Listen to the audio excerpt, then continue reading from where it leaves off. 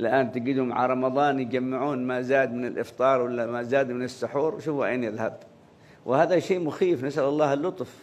النعم هذه عندما تذهب أو عندما يستهتر بها.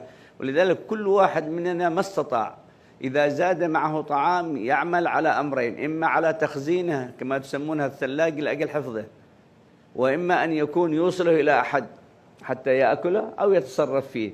وأما أن يرميه في هذه القمامات فهذا الأمر فيه شيء من الخطورة. يقول النبي لسيدتنا عائشة: دخل النبي إلى منزل عائشة فوجد فيه كسرة صغيرة مرمية على الأرض.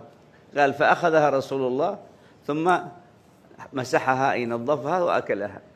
فقال: يا عائشة إن هذه نعمة الله، وإذا زالت من مكان أو من بيت تكاد ألا تعود إليهم.